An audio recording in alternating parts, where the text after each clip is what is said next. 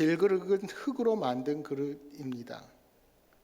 찰흙의 일종인 질흙으로 만들어 이름이 질그릇이 되었지만 그릇을 만드는 흙이 주로 질흙이니 질그릇은 그냥 흙그릇, 즉 토기입니다. 여러분들이 잘 알다시피 토기는 신석기 시대 유물에도 속합니다. 그러니까 오랜 고대 문명 시기부터 가장 오래된 그릇이 질그릇이었음을 알 수 있습니다. 물론 세월을 거치면서 질그릇도 똑같은 질그릇이 아닙니다. 인간의 지혜로 토기는 발전을 거듭했고 게다가 현대에는 첨단 기술의 개발 덕에 토기 그릇도 엄청 단단해졌습니다. 하지만 질그릇은 오랜 세월 연약함의 상징이었습니다. 어디에나 있는 가장 흔하고 약한 그런 그릇이 질그릇이었습니다. 그 질그릇에 무엇을 담았습니까? 사람은 물 없이는 살 수 없는 존재이기에 그 질그릇에 물을 담았습니다. 또한 밥을 짓거나 음식을 보관하기 위해서도 그릇은 필요했습니다. 사냥한 고기, 필요한 음식 재료를 보관하기 위해서도 그릇이 필요했습니다. 살기 위해서 꼭 필요한 것, 그것을 담기 위해서 그릇이 필요했습니다. 그러니까 질그릇은 연약하고 하찮아 보여도 오랜 세월 우리 인생의 가장 중요한 면을 맡아왔음을 생각한다면 결코 있어도 그만, 없어도 그만인 물품은 아니었습니다. 그런데 세월이 가면서 처음에는 질그릇 하나였던 것이 나무 그릇, 돌 그릇, 유리 그릇, 놋 그릇, 쇠 그릇, 다른 재료들로 그릇을 만들기 시작했습니다. 그리고 나중에는 금이나 은과 같은 귀한 보석을 이용한 그릇도 등장하게 되었습니다. 그릇 자체의 가치가 다양해지면서 거기 담은 내용물도 달라졌습니다. 담는 것이 제 역할이다 보니 그릇의 수준과 내용물의 수준이 함께 갔습니다. 그래서 금처럼 귀한 그릇이라면 담긴 것도 값진 것이라 생각이 들기 마련이었습니다. 사람들은 평범한 재료에는 을에 평범한 것이 담겨 있으리라 생각하게 되었습니다. 그러다 보니 새로운 재료로 만든 그릇이 추가될 때마다 질그릇은 조금씩 밀려나서 결국 허들의 물건이나 담는 보잘것없는 존재로 남게 되었습니다. 그릇의 가짓수도 많아지고 활용도가 넓어지게 되면서 사람들은 그릇 자체를 꾸미는 일에도 관심을 보이기 시작했습니다. 이제 그릇은 담는 기능을 넘어서 장식품 구실까지도 하게 된 것입니다. 그러나 여러분, 그릇은 기본적으로 무언가를 담는 도구입니다. 그릇의 용도는 담는 것에 있습니다. 따라서 무언가를 담기 위해서는 우선적으로 그릇의 재질과 관계없이 그 그릇이 비어 있어야 합니다. 여러분, 우리가 밥을 먹고 나서 설거지를 하는 이유가 어디에 있습니까? 깨끗하게 비어 있어야 다음번에도 또 다른 음식을 담을 수 있기 때문입니다. 참으로 재미있는 사실은 동서고금을 막론하고 거의 모든 문화에서 사람을 바로 그릇에 비유하고 있다는 점입니다. 물론 저마다 뜻은 조금 다릅니다. 특히 동양에서는 사람의 인품을 그릇에 비유했습니다. 그릇을 가리키는 한자 그릇 기자가 연장 또는 도구를 가리키다가 나중에는 사람의 기량이나 또는 인격을 뜻하게 된 것입니다. 좋고 나쁨을 크기로 표현하여서 군자는 그릇이 큰 사람이요 소자는 그릇이 작은 사람이다 칭하기도 했습니다. 여러분, 대기만성이라는 사자성어를 잘 아실 것입니다. 큰 대, 그릇, 기, 찰, 만, 이룰 성, 이 네 자를 써서 큰 그릇은 늦게 이룬다는 말이지요.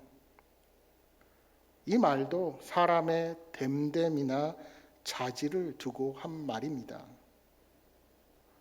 여러분, 성경을 보시면 이스라엘 백성들도 오랜 세월 사람을 그릇에 비유해서 말했습니다. 특히 성경은 용도 이전에 그릇 자체의 특성에 주목했습니다. 그런데 그 핵심은 누군가에 의해서 만들어졌는가 하는 것입니다. 그래서 창조주 하나님과 피조물인 사람을 토기장이와 진흙에 비유했습니다. 중요한 것은 사람을 많은 그릇 가운데서도 흙으로 된 질그릇으로 표현했다는 점입니다. 하나님의 형상을 닮아 창조된 존재, 하나님으로부터 이 세상의 모든 피조물을 다스리고 통치하라고 명령받은 인간을 흙으로 만든 연약한 존재로 비유한다는 것에는 어떤 이유가 있을까요?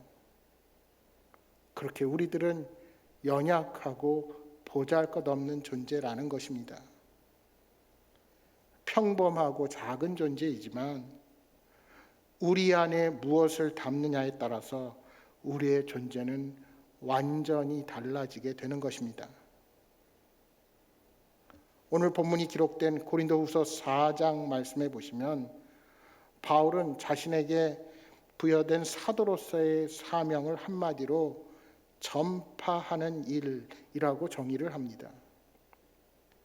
본래 전파라는 것은 왕과 관련된 일이나 그 명령을 전하는 것이 전파하는 일입니다. 그러니까 사도 바울은 자신이 왕 대신 예수 그리스도의 소식을 전하는 전파자, 전달자라는 것입니다. 그래서 그는 자신을 자랑하고 자신을 선전하는 것이 아니라 예수 그리스도께서 온 세상의 왕이심을 전하는 일에 전심전력을 다한다고 고백하는 것입니다. 그러나 당시에 바울과는 대조적으로 고린도 교회 교사들 중에는 자신의 지혜와 가르침을 자랑하는 자들이 있었습니다. 그들은 때로 바울과 교인들 사이를 이간질했을 뿐만 아니라 사람들로부터 자기 자신이 집중적인 관심을 받고 싶어 했습니다. 여러분은 어떠하십니까? 오직 예수 그리스도만 전파하시기를 원하십니까? 우리를 통해서 하나님의 복음이 드러나기를 소망하십니까? 하지만 때로 우리들은 그리스도의 이름을 높이고 자랑하기보다는 종종 사람들이 나의 열심을 알아주기를 원합니다. 그리고 그런 기대가 충족되지 않으면 서운하고 불편한 마음을 드러내기도 합니다. 만약 그렇다면 우리는 입술로는 예수님을 주님이라고 부르면서도 정작 삶으로는 부인하는 것과 마찬가지입니다. 주님은 우리가 입으로만 주여 주여 하지 말고 말씀에 순종함으로 예수님을 우리의 왕이라는 사실, 그것을 드러내는 자들이 되어야 할 것을 가르쳐 주십니다. 따라서 우리는 내 자신을 드러내려는 마음을 내려놓고 오직 예수 그리스도의 이름만 높이는 그 일에 최선을 다하는 신실한 복음 전파자가 되어야 합니다.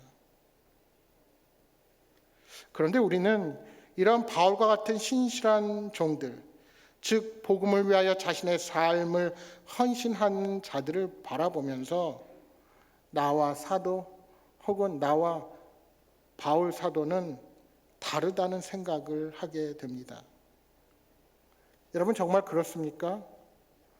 바울과 같은 복음의 능력, 하나님을 위하여 온전히 헌신된 자들이기에 그렇게 할 수 있는 것이지 나는 능력이 없어서 그런 일에 쓰임받을 수 없다 그렇게 생각하고 계시지는 않으십니까?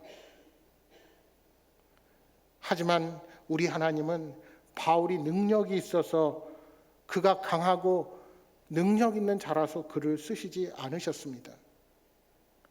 그가 오히려 자신의 연약함을 인정했을 때 그를 들어서 복음의 도구로 사용하셨다는 사실을 우리가 잊어서는 안 됩니다. 그것이 바로 질그릇에 자기 자신을 표현하는 바울의 고백인 것입니다.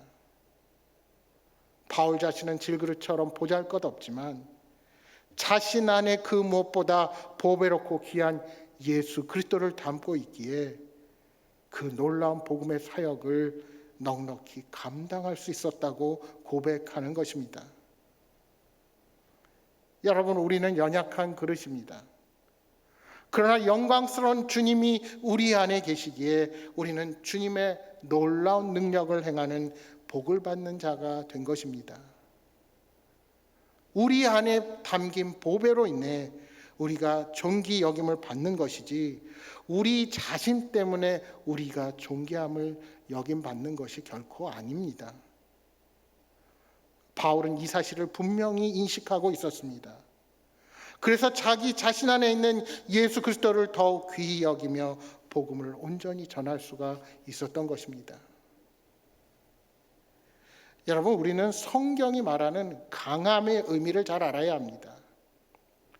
여러분, 하나님께서 우리에게 강하고 담대하라 말씀하실 때 그 말씀 자체가 우리의 힘과 능력을 키우라는 그런 말씀이 아닙니다.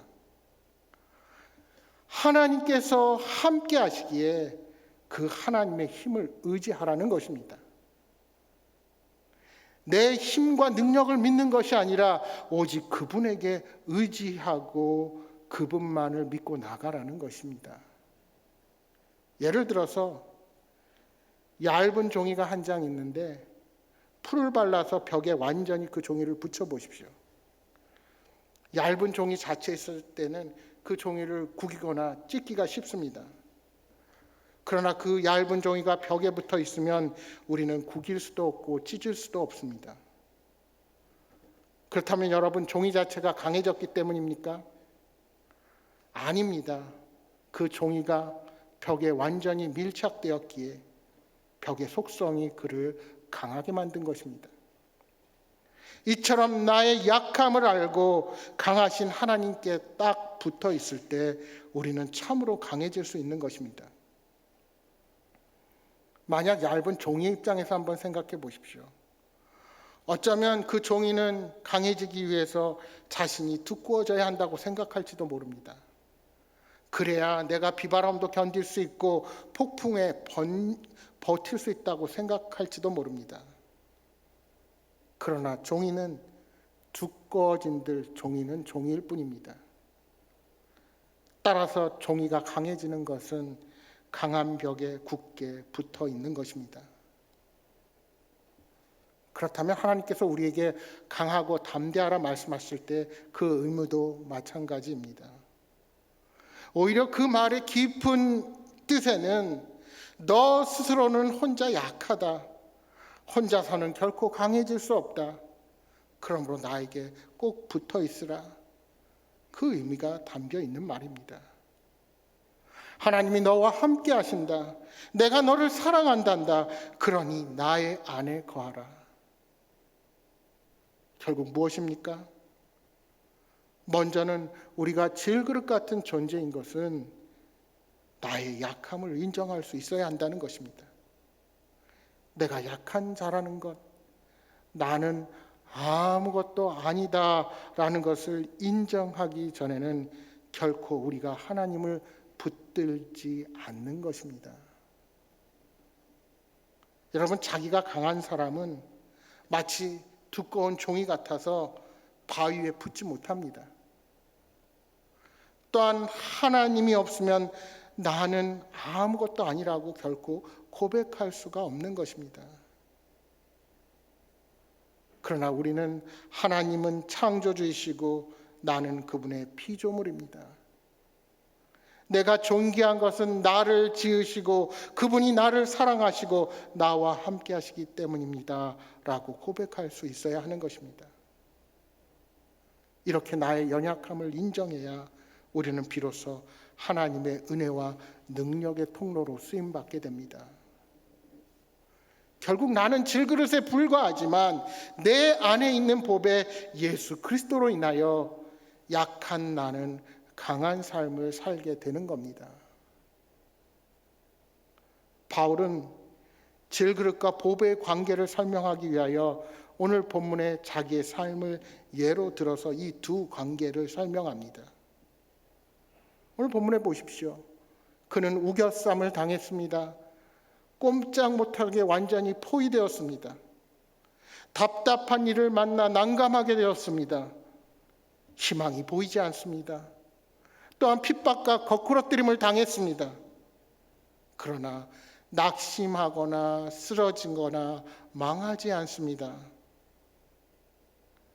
톡하고 건드리면 깨질 수밖에 없는 질그릇 같은 존재인데 어떻게 깨지지 않고 낙심하지 않을 수가 있을까요? 바로 그 속에 보배가 있기 때문입니다. 여러분, 우리가 인생을 살면서 만나게 되는 시험과 고난, 질병, 인간관계의 깨어짐 등은 다 질그릇에 속한 부분입니다. 더 소중한 내 속에 있는 보화를 손에 대지 못합니다. 그러므로 우리는 어떤 일을 만나도 결코 쓰러지지 않습니다. 낙심하지 않습니다. 왜요? 오히려 고난 속에서 질그릇을 바라보지 않고 보배를 바라보면서 내 자신은 질그릇에 속한 자가 아니고 보배를 품고 있는 자라는 사실을 늘 확신해야 하는 것입니다. 그래서 우리의 삶이 어렵고 더 큰 고난이 우리 앞을 가려도 오히려 내 안에 있는 보배 예수 그리스도는 더욱 빛이 나는 것입니다. 많은 분들이 착각하는 것이 있습니다. 예수님을 믿게 되면 세상 일이 다 잘 되고 건강하고 축복받고 능력을 받는다고 생각합니다. 이 그릇이라는 용어를 사용한다면 내가 예수를 믿는다면 질그릇이었다가 동그릇이 되고 그리고 어느 순간에 은그릇이 되며 또 마침내 금그릇이 되어야 한다고 착각합니다. 내가 점점 강해져야 한다는 것이지요.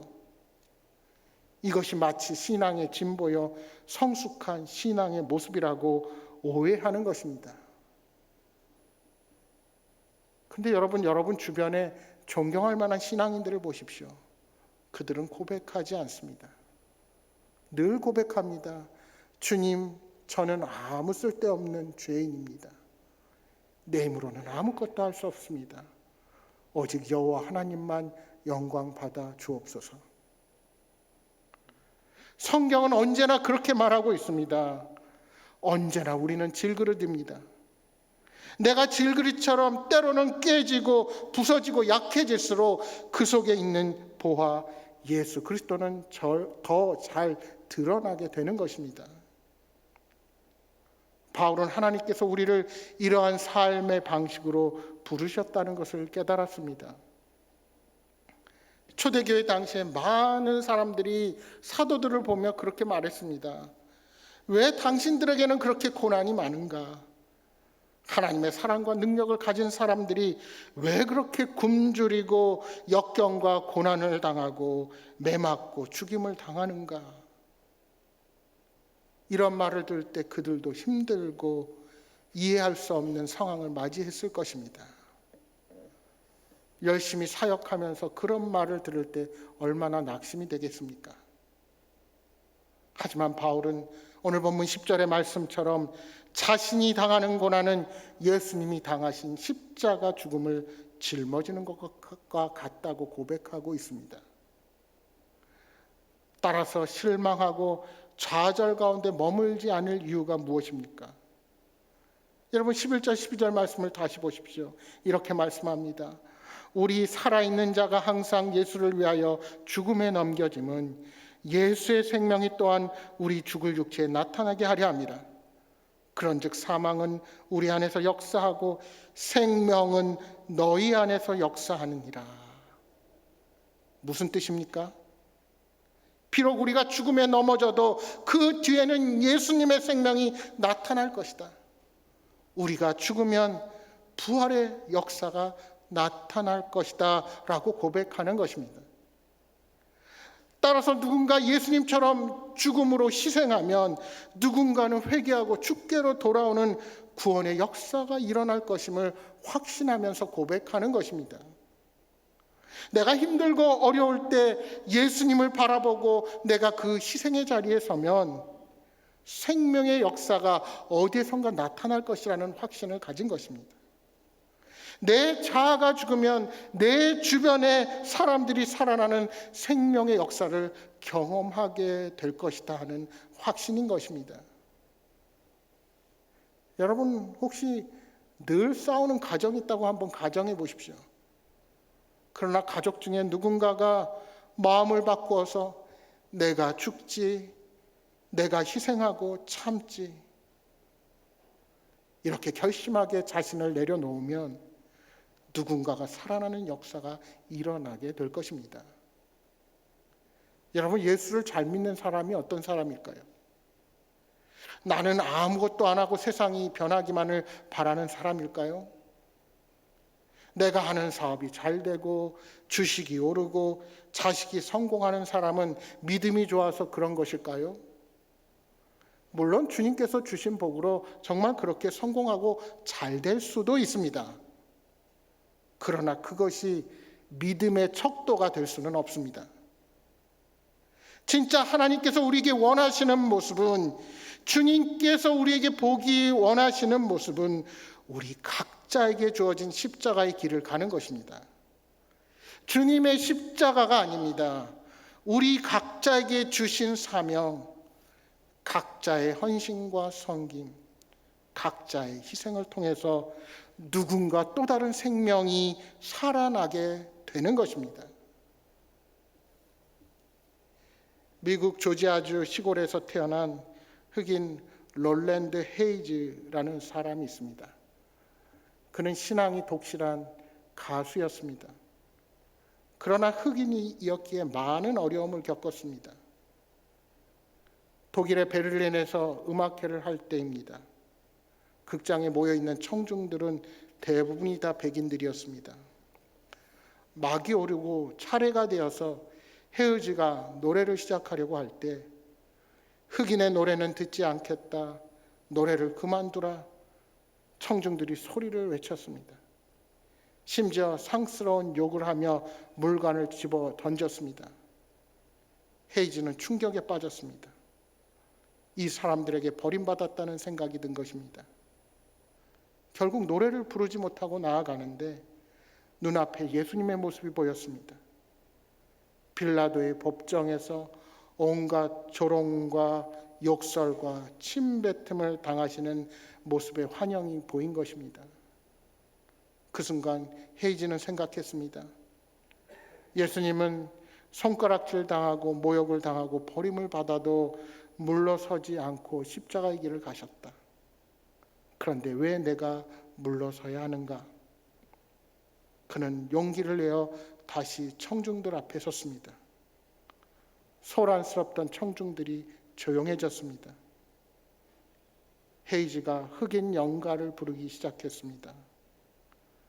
잠시 후 감동한 청중들이 박수와 갈채를 그에게 보냈습니다.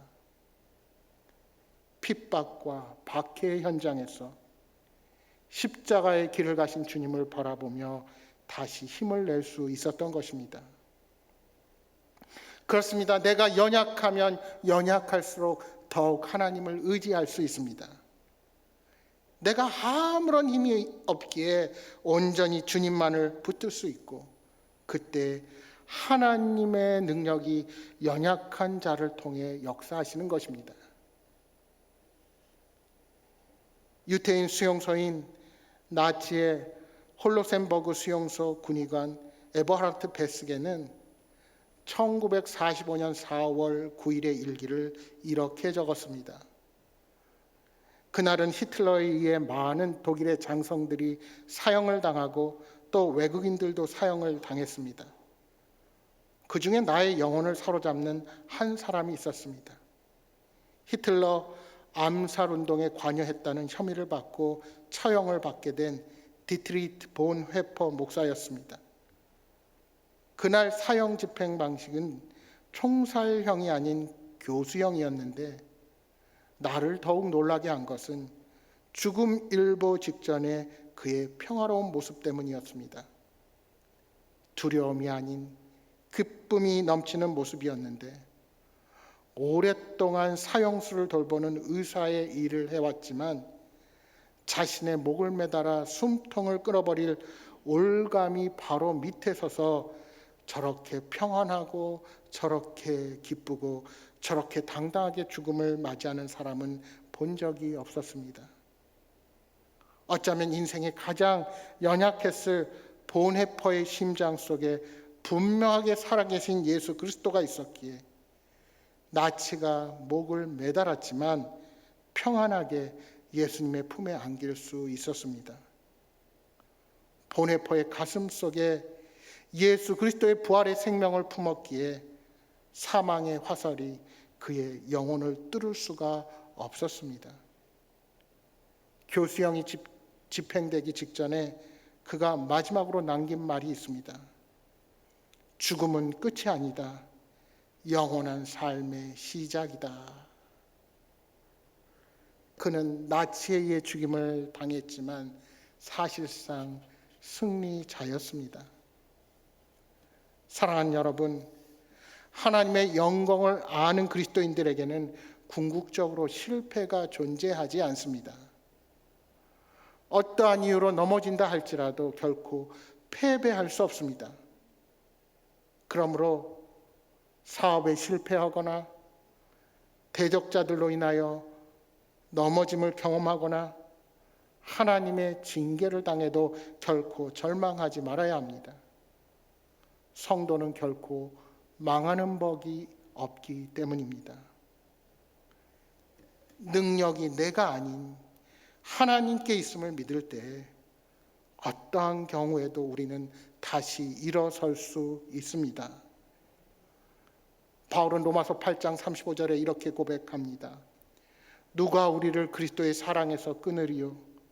환난이나 곤고나 박해나 기근이나 적신이나 위험이나 칼이랴.